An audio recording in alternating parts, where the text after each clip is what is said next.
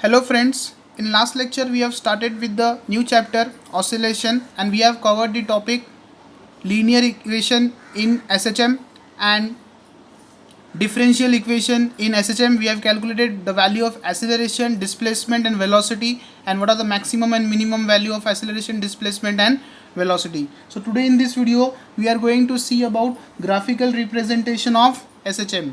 Before starting to the graphical representation of SHM, I will take quick revision about the formula of all velocity, acceleration and displacement. So acceleration value in linear SHM is, the formula for it is a is equal to minus omega square into x. Velocity is plus or minus omega root of a square minus x square, and displacement is plus or minus a sine omega t plus alpha. So when I will take the mean position we have calculated that we got a value x is equal to a sine omega t in last lecture. At extreme position x is equal to a cos omega t we calculated. Then at mean position displacement is what? 0, and at maximum position displacement is plus or minus a, and velocity at mean position is friend 0 and at maximum is plus or minus omega into a, and acceleration as mean position is 0 and acceleration as maximum position is plus or minus a omega square. So now moving on to the next topic, that is graphical representation of linear SHM. Topic is graphical representation of SHM. Graphical representation of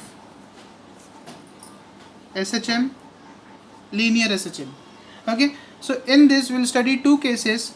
Case 1 is particle performing SHM starting from mean position. How we have studied in displacement at mean position, displacement at extreme position. Similarly we will study here also, that is case 1, particle performing SHM starting from mean position.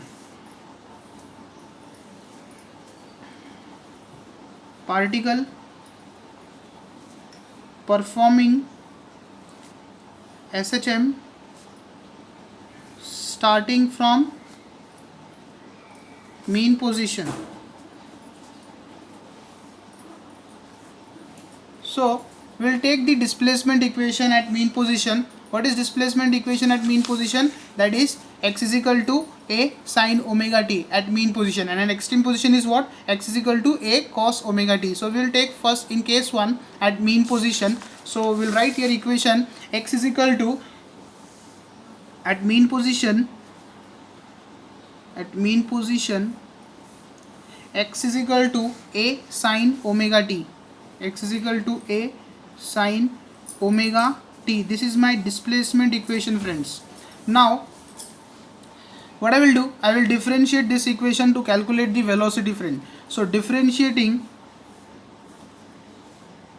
with respect to t, so what I will get, dx upon dt, which is equal to d upon dt a sine omega into t. Okay, now you all know that differentiation of displacement is velocity. Velocity is dx by dt. This we have studied in 11th standard. Okay, so dx by dt is what? V. So v is equal to dx by dt, which is equal to a is constant, take outside, a into d upon dt sine omega t, and we apply differentiation. So v is equal to a, differentiation of sine omega t is what? Cos omega t into d omega by dt, and d theta by dt is what?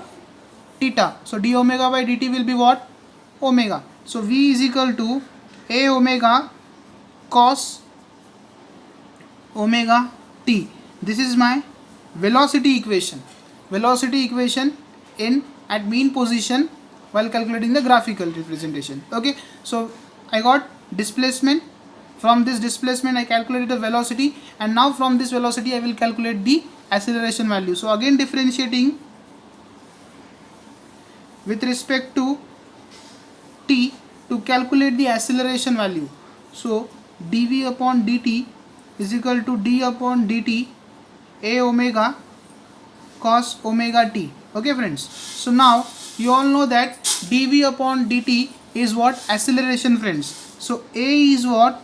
dv upon dt, which is equal to, again you will take a omega constant outside, so it will be a into omega into d upon dt cos omega t. Now differentiation of cos omega t is what? Minus sin omega t. Okay, so it will be a is equal to a omega minus sin omega t into d omega by dt. Again friends, what? d omega by dt is what? Omega. So I will write here, so it will be a is equal to a omega minus sin omega t into d omega by dt is what? Omega. So omega into omega, omega square. So acceleration will be minus a omega square sin omega t. This is my acceleration equation. So friend, from this displacement I have calculated the velocity. How I got? I differentiated the displacement equation. Which displacement equation? The displacement equation at mean position. The equation is x is equal to a sin omega t. So I have differentiated. Okay, so I'll write here, differentiation of sin theta is cos theta into d theta by dt. So it will be cos theta into theta. Similarly, differentiation of differentiation of sin omega t will be cos omega t into d omega by dt, that is omega. So with the help of this I have calculated the velocity, that is a omega into cos omega t. So again differentiating with respect to t, I got acceleration equation as a is equal to minus a omega square sin omega t. Similarly I have applied the differential equation only. So now I will draw the graph.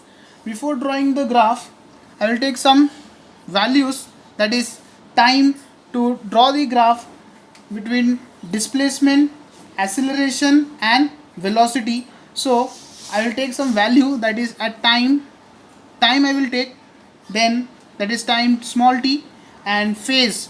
For graph we need a phase, that is omega t. This omega t is nothing but phase. Then which graph we need? Displacement, velocity and acceleration. So displacement graph, it is denoted by x. Then velocity graph is denoted by v, and acceleration graph is denoted by a. Okay, this is my acceleration graph. Okay, so I will draw the graph. Before drawing I will write some value. Time, when time will be 0 and t by 4 time period, I will explain again. Then t by 2, 3t by 4, add t by 4, then t, then 5t by 4. Okay, add t by 4. Okay, when I will draw the graph you will understood properly. So phase will be what? Phase will be 0, pi by 2, then pi, 3 pi by 2, 2 pi and 5 pi by 2. Okay, again I will come to this topic, but you remember now. Okay, so displacement will be what? Put this value in where? Displacement equation. What is displacement equation? X is equal to a sin omega t, and you put this omega t is equal to 0 in this equation. So what you will get? Displacement will be dosto 0. Understood? X is equal to a sin omega t. Omega t is what? 0. So substitute this 0 in this equation. Sin 0 is 0. So this x will be what? 0. Now substitute omega t is pi by 2. Sin pi by 2. Sin 90 is what? 1. So this displacement will be a. Okay, you write here x is equal to a sin omega t. Okay, first you have substituted omega t as 0, so you got displacement equation as 0. Then you substitute omega t as pi by 2, you got displacement equation sin pi by 2, sin 90 is 1. Then you got the displacement equation is a. Now alternate you will get, when you will substitute pi, sin 0 is 0 and sin 180 is also 0, so you will get again 0. When you will substitute 3 pi by 2, 3 pi by 2 means what? 270. When sin 90 is 1, then sine 270 is minus 1.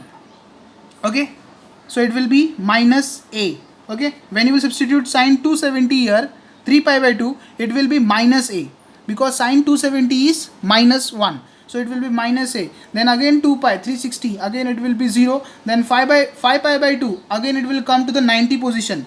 Here I am drawing the quadrant. 0, pi by 2, 2 pi, 3 pi by 2, sorry, here pi, 3 pi by 2, 2 pi, and here 5 pi by 2. Sine 0, 0. Sine 180, 0. Sine 360, 0. Sine 91. Sine 270 minus 1. Sine again 5 pi by 2 is always 1. So it will be a. Substitute 5 pi by 2, you will get x equation as a. Now substitute the value in velocity equation. What is your velocity equation? Your velocity equation v is equal to a omega cos omega t. Okay. Now substitute omega t as 0. So what you will get? Cos 0 is 1. So you will get as a omega.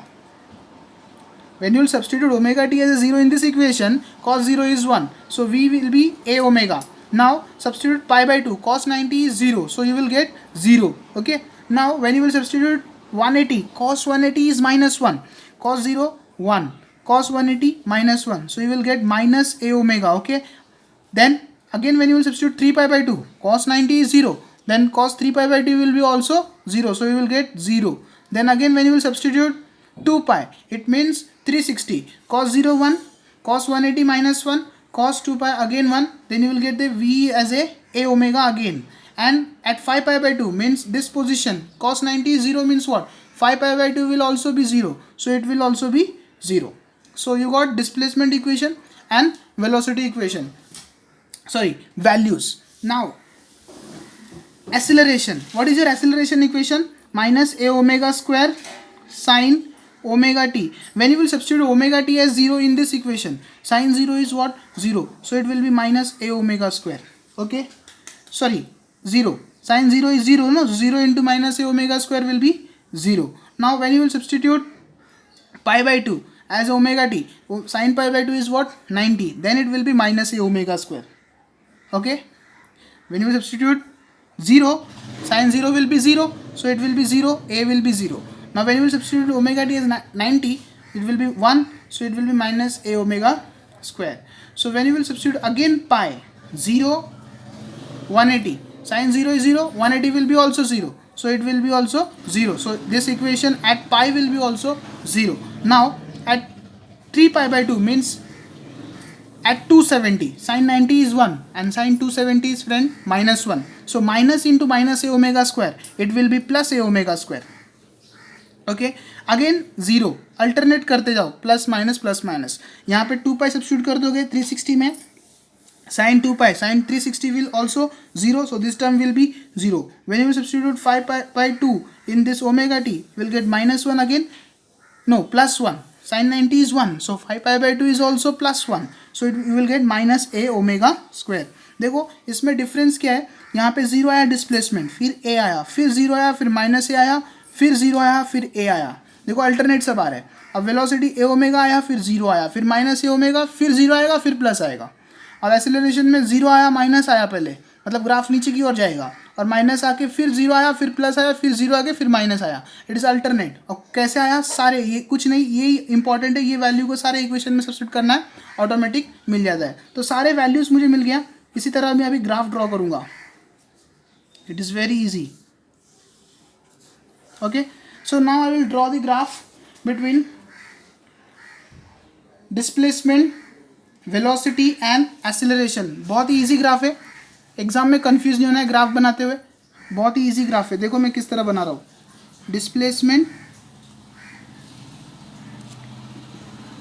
Velocity and acceleration graph. Okay, so मैं 3 graph ले रहा हूँ, draw करूँगा अभी. देखो यहाँ बहुत ही easy graph बनेगा. किस तरह ड्रॉ करना है यहाँ से सीख लो, एग्जाम में दिक्कत नहीं आएगा. No scale, nothing you will require. Now you have drawn the x-axis and y-axis of all 3 graphs. This is my displacement graph, this is my velocity graph, and this is my acceleration graph. Okay, you have to mention there. Okay, now we will draw the, this is my mean position, that is 0. For all three graph it will be 0. Now what you have to draw, you have to draw the t/4 position. where will be t/4 position? t/4 मतलब आधा का आधा, आधा कितना होता है 1/2, 1/2 का आधा कितना होता है 1/4. तो ये मानो कि आपका 1/2 है, तो आप इस पोजीशन पे आपका कितना होगा t/4, ऐसे आपको ड्रॉ करना है तीनों ग्राफ के लिए friends.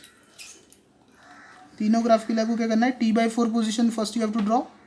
Then what you have to draw, you have to draw the t/2 position, t/2 position. okay, this is my t/2 position. Properly draw करना है, 3 मार्क्स के लिए क्वेश्चन पूछते हैं. अभी t/2 के बाद 5t/4 पोजीशन आएगा. 5t/4 कैसा आएगा, सॉरी हाँ 3t/4 पोजीशन आएगा. t/4 हो गया, t/2 हो गया. अब 3t/4 कहाँ पे आएगा, उसका आधा, मतलब ये हो गया आपका t/2. अब ये होगा पूरा आपका t, तो उसका आधा कितना होगा 3t/4. 3t/4 आपका ग्राफ ऐसे जाएगा. ओके, बहुत इजी है. फिर आपको एक पूरा कंप्लीट होके क्या होगा, t होगा यहाँ पे. ये पूरा आपका क्या होगा दोस्तों, t होगा. ये पूरा t हो गया आपका. अब वापस ये लिख लो यहाँ पे, ये क्या है अपना 0t/4. ओके, ये हो गया आपका t/2, ये हो गया आपका 3t/4 और ये हो गया आपका t. ठीक है, 0t/4, t/2, 3t/4. अब ये t होने के बाद फिर से क्या आता है दोस्तों, 5t/4. अब 5t/4 कैसे होगा दोस्तों, ये हो गया आपका 5t/4. ठीक है, अब और भी बनेगा ऐसे, जैसे बढ़ते जाएगा और बनते जाएगा ऐसे ऐसे. ठीक है, now this is my 5t/4. Okay, now what you will do, now with the help of this equation we are drawing the graph of displacement. तो graph of displacement starts from 0. Okay, so graph यहाँ से start होगा दोस्तों 0. ठीक है, अब आपको यहाँ पे ना एम्पलीट्यूड देना है. वेव मोशन में हमने 11th स्टैंडर्ड में पढ़ा है. Amplitude is means what, maximum displacement from the x axis. So यहाँ पे होगा +a. ओके, डिस्प्लेसमेंट के लिए a है ना, a और -a, तो यहाँ पे होगा -a. वेलोसिटी के लिए क्या होगा, a ओमेगा ऊपर, नीचे -a ओमेगा. एक्सीलरेशन के लिए क्या होगा, ऊपर a ओमेगा स्क्वायर, नीचे क्या होगा -a ओमेगा स्क्वायर. कन्फ्यूज नहीं होना दोस्तों. अब देखो क्या होगा डिस्प्लेसमेंट ग्राफ में, ग्राफ 0 से स्टार्ट होगा ना, पहले क्या है 0 से ग्राफ स्टार्ट हुआ, फिर जाएगा कहाँ पे, a पे जाएगा, मतलब ग्राफ जाएगा यहाँ पे. ठीक है, फिर बाद में 0 वापस आएगा, मतलब ये पोजीशन पे आ जाएगा 0. t/4 देखो, t/4 ये था, ये t/2 पे वापस ग्राफ 0 पे आ गया. कनेक्टेड है सारी चीज़ें. ये 0 तब फेज भी 0 था, टाइम भी 0 था. अब a पे, a कहाँ पे, t/4 में. t/4 मतलब 0 से स्टार्ट हुआ, t/4 में मतलब π/2 पूरा ग्राफ गया यहाँ पे. फिर बाद में फिर से 0 पे आ गया, फिर से -a पे जाएगा, फिर से 0 पे जाएगा, फिर से a पे जाएगा. तो ग्राफ कैसे बन गया दोस्तों, ग्राफ इस तरह बन जाएगा, ऐसे ऐसे ऐसे और ऐसे. Understood, this is my displacement graph. अब मैं वेलोसिटी ग्राफ क्यों जाऊँ, वेलोसिटी ग्राफ दोस्तों कैसे होगा, सेम t/4, t/2, 3t/4 और ये t, ये 5t/4. नाउ इस कंडीशन में ग्राफ वेलोसिटी का a ओमेगा से स्टार्ट हो रहा है. a ओमेगा मतलब ग्राफ यहाँ से स्टार्ट हो रहा है, फिर जा रहा कहाँ पे, a ओमेगा से 0, 0 से -a ओमेगा मतलब यहाँ पे, फिर से 0, फिर से a ओमेगा, फिर से 0. अंडरस्टूड. तो ग्राफ यहाँ से स्टार्ट होगा दोस्तों, ऐसा ऐसा करते समय, ऐसा ऐसा और यहाँ पे. आपको थोड़ा बड़ा बनाना है. ठीक है, मैंने छोटा बना दिया, आपको थोड़ा बड़ा बनाना है. ओके, नाउ यहाँ पे फिर से t/4, ये t/2, ये 3t/4 और यहाँ पे t और ये 5t/4. अब यहाँ पे देखो एसिलरेशन का ग्राफ है, एसिलरेशन का ग्राफ कहाँ से स्टार्ट होता है, जीरो से, मतलब यहाँ से स्टार्ट होगा, ठीक है, जीरो, फिर जाएगा माइनस ए ओमेगा स्क्वायर, मतलब नीचे इस पॉइंट पे कहाँ पे जाएगा, t/4 के लिए, कहाँ पे, t/4 के लिए माइनस ए ओमेगा स्क्वायर, फिर से कहाँ पे जाएगा, जीरो में, ठीक है, फिर से प्लस ए ओमेगा स्क्वायर, मतलब इस पॉइंट पे, फिर से जीरो पे, ठीक है, फिर से इस पॉइंट पे। तो ग्राफ कैसे बनेगा दोस्तों, नीचे से जाएगा, मैं थोड़ी देर पहले बताया था, नीचे से ऊपर, फिर यहाँ से ऐसा हो गया, ठीक है। ये हो गया आपका डिस्प्लेसमेंट ग्राफ, ये हो गया आपका वेलोसिटी ग्राफ, ये हो गया आपका एसिलरेशन ग्राफ। अब आपको लिखना क्या है इसमें दोस्तों, बहुत ही इंटरेस्टिंग लिखना है, मैं यहीं पे लिख लेता हूँ सब, ठीक है, आपको समझ में आ जाएगा, पर आपको अलग जगह पे लिखना है, यहाँ पे नहीं लिखना है, मैं यहाँ पे लिख लेता हूँ कि समझ में आएगा एक्सप्लेन करते समय। From the above graph we can conclude that displacement, velocity, acceleration of SHM are periodic function of time। देखो ये जो ग्राफ बना है, ये सारे graph periodic function of time की ही है, ठीक है, displacement with respect to time तब जाके वेलोसिटी मिलता है, velocity with respect to time तब जाके एक्सेलरेशन मिलता है, ठीक है। तो इसी कारण ये सब periodic function of A time है। तो पहले आपको एग्जाम में पहला पॉइंट क्या लिखना है, from the above graph we can conclude, ये पॉइंट्स आपको लिखना है दोस्तों, बहुत ही इंटरेस्टिंग है। We can conclude that displacement, velocity and acceleration of SHM are periodic function of time, ठीक है, ये पहला पॉइंट आपको मेंशन करना है। सेकेंड पॉइंट आपको क्या लिखना है, displacement time graph and acceleration time curve are sine curve and velocity time curve is cosine curve. अब दोस्तों साइन कर्व और कोसाइन कर्व में फ़र्क क्या है, इन्होंने क्या बोला है, displacement time curve and acceleration time curve are sine curve. देखो डिस्प्लेसमेंट टाइम कर्व यहाँ से स्टार्ट हो रहा है और एक्सेलरेशन टाइम कर्व यहाँ से स्टार्ट हो रहा है, मतलब ये क्या है, जो कर्व एक्स एक्सिस से स्टार्ट हुआ वो मेरा साइन कर्व, नहीं ऐसे नहीं, ऐसे मत बोलो, ये देखो मीन पोजीशन से स्टार्ट हो रहा है, मीन पोजीशन से स्टार्ट हो रहा है, मतलब क्या, ये कौन सा कर्व हो गया आपका, साइन कर्व हो गया। और आपका जो ये वेलोसिटी टाइम कर्व है वो मीन से स्टार्ट हो रहा है क्या, नहीं, वो यहाँ से स्टार्ट हो रहा है, तो उसको हम कौन सा कर्व बोलते हैं, कोसाइन कर्व बोलते हैं। So displacement time curve and acceleration time curve are sine curve and the velocity time curve is cosine curve. लिख लेता हूँ मैं, displacement time curve and acceleration time curve, acceleration time curve are sine curve and velocity time curve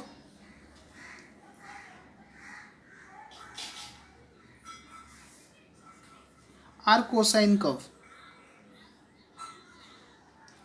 मेरे हिसाब से आप best method याद रखिए, जो मीन पोजीशन से स्टार्ट हो रहा है वो साइन कर्व है, जो ऊपर से और जो यहाँ से स्टार्ट होता है नीचे से माइनस से तो प्लस से, वो कोसाइन कर्व होता है, और जो जीरो से स्टार्ट हो गया जीरो से, वो मेरा कौन सा कर्व है, साइन कर्व है। तो थर्ड पॉइंट में क्या लिखूँ, phase difference between displacement and velocity is π/2। देखो इसने क्या बोला, third point, the phase difference, मैं एक्सप्लेन करूँगा, फेज डिफरेंस बिटवीन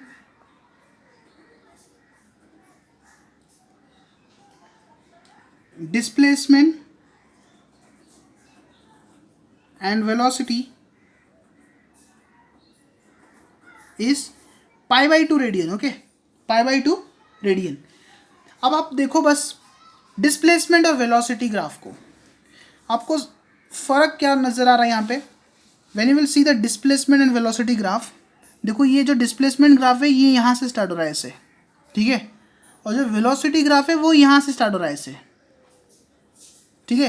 अब जब ये यहाँ से स्टार्ट होगा मतलब जीरो से स्टार्ट होगा, ये यहाँ से स्टार्ट हो रहा है मतलब क्या, आधा से स्टार्ट हो रहा है, मतलब π/2 से स्टार्ट हो रहा है। तो इसके और इसके बीच में कितना डिफरेंस आ गया, π/2 का डिफरेंस आ गया। क्यों, दोस्तों थोड़ा फेज डिफरेंस का कंसेप्ट पढ़ते हैं। फेज डिफरेंस का कंसेप्ट किस तरह आपको समझ में आएगा। देखो ये मेरा पूरा एक वेव है, इसका पूरा जो लेंथ है वो कितना है दोस्तों, 2 पाई लेंथ है, ठीक है। ये 2 पाई लेंथ इसका पूरा है, और ये कितना लेंथ है दोस्तों, पाई, और ये दोस्तों कितना है, पाई बाय 2, और इसका आधा दोस्तों कितना होगा, पाई बाय 4। तो इसी कंडीशन में जो उन्होंने बोला है थर्ड पॉइंट में,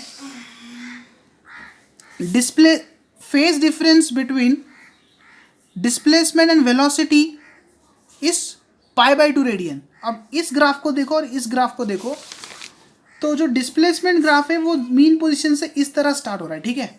तो उस कंडीशन में वेलोसिटी ग्राफ कहाँ से स्टार्ट हो रहा है, यहाँ से स्टार्ट हो रहा है। तो इसका डिस्टेंस और इसका डिस्टेंस कितना लैग करता है, पाई बाय 2 से लैग करता है। तो इसीलिए उन्होंने थर्ड पॉइंट में बोला है the phase difference between displacement and velocity is pi by 2 radian.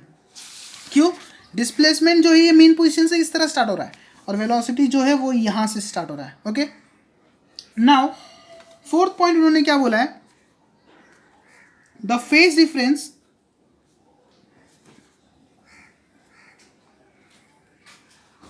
Between velocity and acceleration is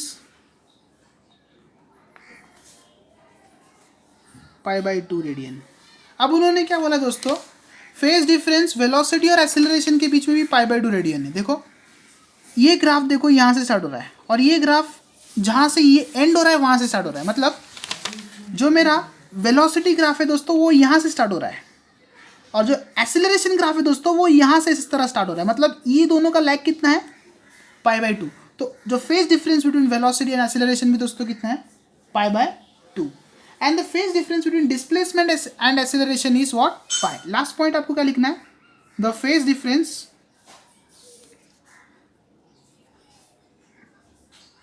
between displacement and acceleration इस पाई दोस्तों, पाई रेडियन। क्यों, देखो डिस्प्लेसमेंट ग्राफ जो है वो इस पॉइंट से स्टार्ट हो रहा है, और एक्सेलरेशन जो ग्राफ है इस पॉइंट से स्टार्ट हो रहा है। मतलब जहाँ पे डिस्प्लेसमेंट ग्राफ इस पॉइंट से स्टार्ट हो रहा था, मतलब मीन से स्टार्ट हो रहा था, और मेरा जो एक्सेलरेशन ग्राफ है वो यहाँ से स्टार्ट हो रहा है, मतलब ये दोनों का कितना है डिफरेंस, पाई डिफरेंस। तो इसके लिए सारे पॉइंट्स क्लियर हो गए आपके। पहले क्या बोला उन्होंने, पीरियोडिक फंक्शन ऑफ टाइम है सारे graph. From the above graph, we can conclude that displacement, velocity, and acceleration is SHM is periodic function of time. Now, second point they told that displacement time curve and acceleration time curve are sine curve, and velocity time curve is cosine curve. Sine curve क्यों, ये जो ये mean position start हो रहा है उसको sine curve बोलो, और जो यहाँ से स्टार्ट हो रहा है और यहाँ से स्टार्ट हो रहा है उसको हम कोसाइन कर्व बोलेंगे। Now, phase difference between displacement and velocity is pi by 2 radian, ठीक है। पाई बाय 2 रेडियन क्यों, डिस्प्लेसमेंट जो ग्राफ है वो यहाँ से स्टार्ट हो रहा है, और वेलोसिटी ग्राफ जो है वो कहाँ से स्टार्ट हो रहा है, यहाँ से स्टार्ट हो रहा है। तो दोनों का डिफरेंस कितना है, पाई बाय 2।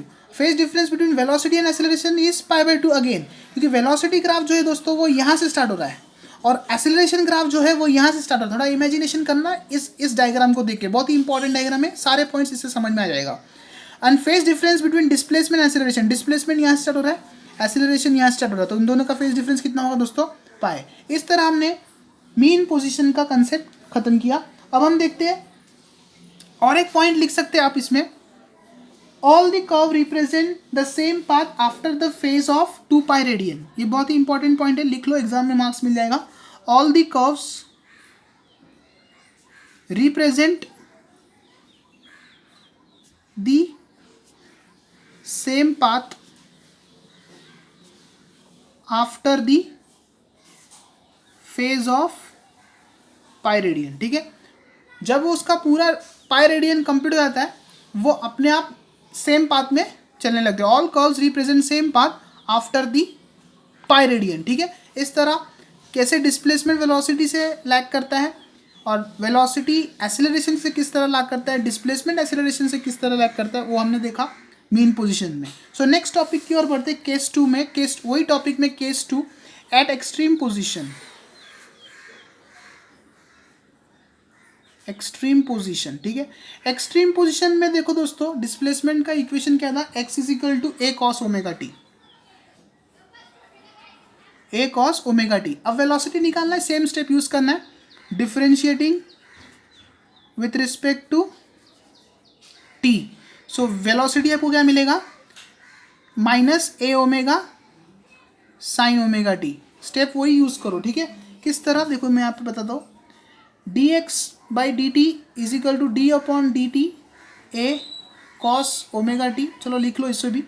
तो it will be v is equal to a d by d t minus sine omega t into d omega by d t. So it will be what, v is equal to minus a omega sine omega t. वही मुझे यहाँ पे मिला, ठीक है दोस्तों। अब acceleration किस तरह निकालूंगा, इसी को डिफरेंशिएट करूंगा, ठीक है। डिफरेंशिएट जब मैं इसे करूंगा तो क्या मिलेगा, विथ रिस्पेक्ट टू टी करना है डिफरेंशिएट।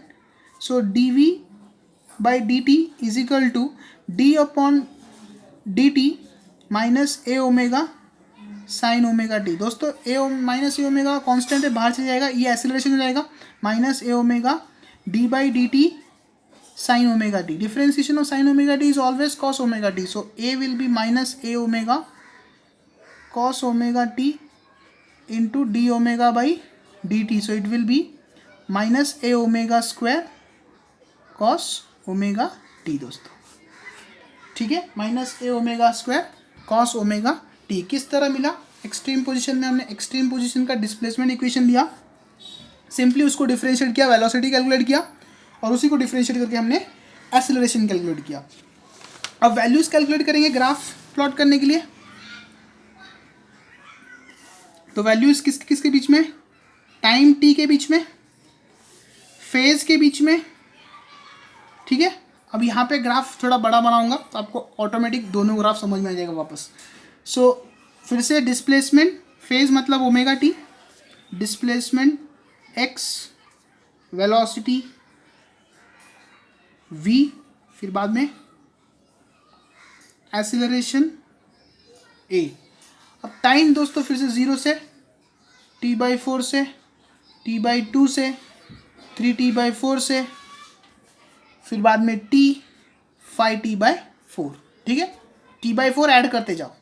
फेज क्या होगा, फेज 0, t/4 में फेज होता है आपका π/2।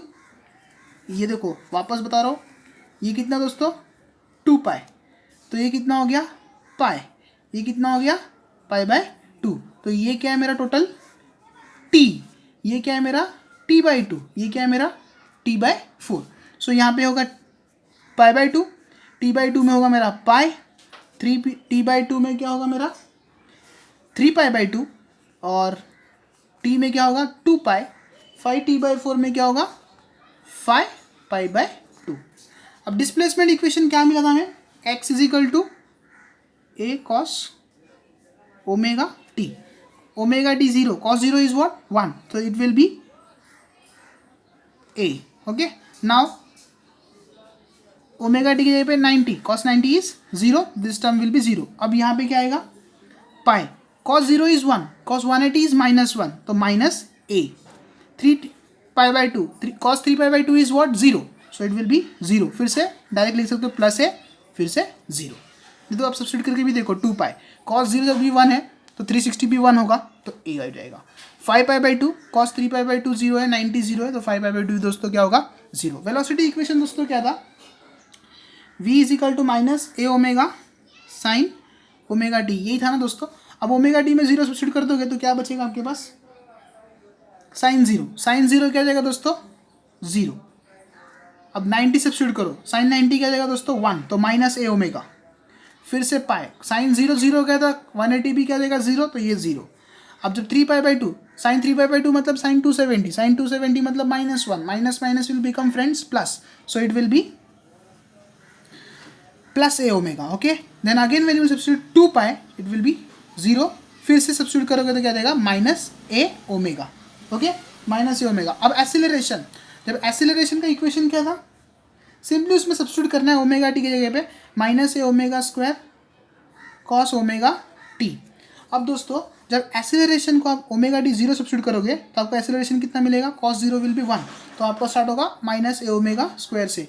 जब आप 90 सब्स्टिट्यूट करोगे, 90 जब सब्स्टिट्यूट करोगे कॉस 90 विल बी 0, तो ये पूरा टर्म क्या हो जाएगा 0। फिर से आप जब 90 सब्स्टिट्यूट किया आपने, अभी 180 जब सब्स्टिट्यूट करोगे तो वापस आपको क्या मिलेगा, cos 0 is 1, तो 180 will be minus 1, so it will be plus a omega square. Okay, so again it will be 0 minus a omega square, फिर 0 सब्स्टिट्यूट करने जाना है। 3π/2 में 0 जाएगा, 2π में माइनस ए ओमेगा स्क्वायर जाएगा, 5π/2 में cos 5π/2 विल बी 0, तो आपको क्या मिलेगा 0। तो ये सारे वैल्यूज़ आपको मिल जाएंगे। तो इस तरह हमें डिस्प्लेसमेंट का वैल्यू, वेलोसिटी का वैल्यू और एक्सीलरेशन का वैल्यू मिल गया। अभी हम ग्राफ प्लॉट करेंगे फ्रेंड्स उसी तरह।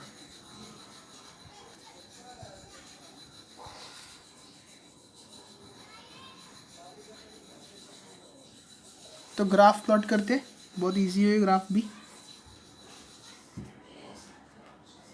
Okay, so time and displacement graph, this is velocity and time graph, acceleration and time graph. Okay, फिर से दोस्तों यहाँ पे क्या होगा, ये क्या होगा दोस्तों t/4, और ये क्या होगा दोस्तों t/2। ये होगा आपका, थोड़ा बड़ा बनाना है, 3t/4, और ये होगा पूरा कंप्लीट आपका t। ये होगा आपका 5t/4 एंड सो ऑन, आपको बनाते जाना है। तो ये हो गया आपका दोस्तों 0 0 0, t/4 t/2, 2-3 बार आप ग्राफ बना दोगे आपको प्रैक्टिस हो जाएगा। फिर ये हो जाएगा आपका 3t/4, ये t, ये 5t/4, ये हो गया आपका 0 t/4 t/2 3t/4 t 5t/4। यहाँ पे भी दोस्तों क्या हो जाएगा 0 t/4 t/2 3t/4 t 5t/4। अभी दोस्तों सारे वैल्यूज़ को हम पहले डिस्प्लेसमेंट का प्लॉट करते हैं। डिस्प्लेसमेंट कहाँ से स्टार्ट हो रहा है दोस्तों, ए से, तो ऊपर प्लस ए, नीचे माइनस ए, ऊपर प्लस ए ओमेगा, नीचे माइनस ए ओमेगा, ऊपर प्लस ए ओमेगा स्क्वायर, नीचे माइनस ए ओमेगा स्क्वायर। तो डिस्प्लेसमेंट दोस्तों पहले ए से स्टार्ट हो रहा है, तो यहाँ पे पहला पॉइंट, फिर बाद में 0 हो रहा है। t/4 में दोस्तों कितना हो रहा है 0, t/4 मतलब π/2 फेस, देखो π/2 मुझे मिल भी रहा है। ओके, नाउ फिर से t/2 में क्या हो रहा है, वो माइनस ए की ओर बढ़ रहा है, मतलब ये पॉइंट में बढ़ रहा है। फिर से 3t/4 में दोस्तों क्या हो रहा है 0 हो जा रहा है। फिर से t में क्या हो रहा है दोस्तों a हो रहा है। फिर से 5t/4 में दोस्तों क्या हो रहा है 0 हो रहा है। तो इस तरह आपका क्या बन रहा है दोस्तों, ग्राफ प्लॉट हो रहा है, किसका, डिस्प्लेसमेंट ग्राफ। इसको भी हम लिखेंगे क्या बोल रहा था ये ग्राफ, ठीक है। नाउ एक्सेलरेशन का प्लॉट कर, वेलोसिटी का प्लॉट करते हैं। वेलोसिटी दोस्तों पहले कहाँ से स्टार्ट हो रहा है 0 से, मतलब ये पॉइंट से, फिर माइनस ए ओमेगा मतलब नीचे जाएगा ना दोस्तों, t/4 में माइनस ए ओमेगा, फिर t/2 में फिर से 0, फिर 3t/4 में प्लस ए ओमेगा, फिर t में फिर से 0, देखते जाओ यहाँ पे, फिर बाद में वापस माइनस ए ओमेगा। तो ग्राफ किस तरह बनेगा दोस्तों, इस तरह। अंडरस्टूड। देखो 0 पे 0, t/4 पे माइनस ए ओमेगा, फिर t/2 पे 0, फिर 3t/4 में प्लस ए ओमेगा, फिर 0, फिर वापस minus a omega. Understood. Now acceleration, acceleration दोस्तों पहले कहाँ से स्टार्ट हो रहा है, माइनस ए ओमेगा स्क्वायर, मतलब यहाँ से दोस्तों, जब 0 पे minus a omega square, t/4 में दोस्तों 0, ठीक है। फिर बाद में t/2 में दोस्तों कितना, प्लस ए ओमेगा स्क्वायर, फिर 3t/4 में दोस्तों कितना 0, फिर t में दोस्तों कितना माइनस ए ओमेगा स्क्वायर, फिर बाद में 5t/4 में दोस्तों कितना 0। तो ये ग्राफ आपका किस तरह बनेगा, इस तरह आपको बन जाएगा ग्राफ। तो ये हो गया आपका डिस्प्लेसमेंट ग्राफ, ये हो गया आपका वेलोसिटी ग्राफ, और ये हो गया आपका एक्सीलरेशन ग्राफ। तो मैं वापस ये ग्राफ बना लेता हूँ एक्सप्लेनेशन के लिए। ये पूरा फेज दोस्तों कितना है, ये बहुत ही इंपॉर्टेंट कंसेप्ट है, और ये कितना है π/2, सॉरी पाई, और ये दोस्तों कितना है π/2। ओके, अब देखो दोस्तों सेम पॉइंट यहाँ पे लिखना है। From the above graph we can conclude that displacement, velocity and acceleration of SHM are periodic function of time. Same point लिखना है, सो लिख लेते हैं from the above graph we can conclude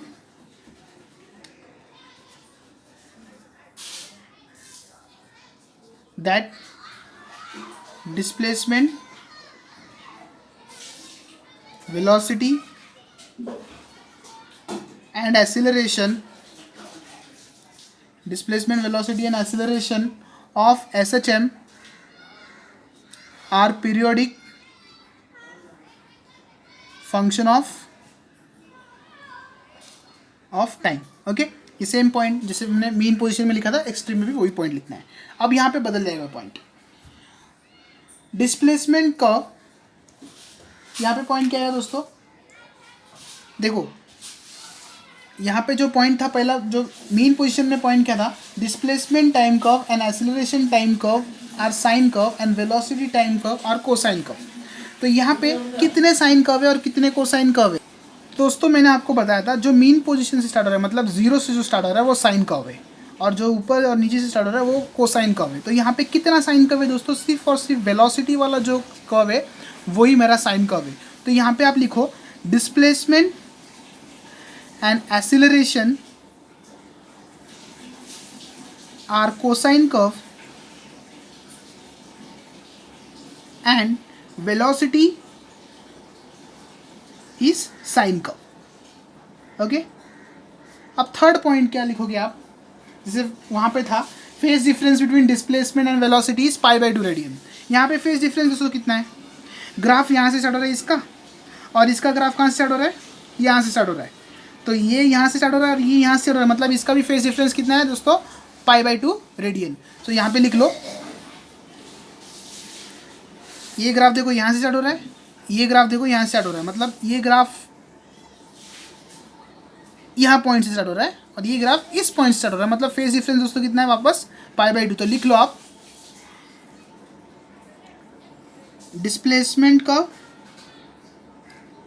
and velocity curve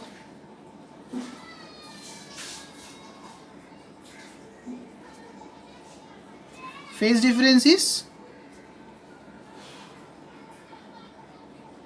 π/2 radian again. Okay, now see the velocity curve and acceleration curve. Velocity curve यहाँ से start हो रहा है और एक्सीलरेशन कर्व यहाँ से स्टार्ट हो रहा है, मतलब डिफरेंस क्या है, वेलोसिटी कर्व यहाँ से स्टार्ट हो रहा है, ठीक है, और एक्सीलरेशन कर्व यहाँ से स्टार्ट हो रहा है, मतलब वापस इन दोनों में फेज डिफरेंस कितने दोस्तों, π/2.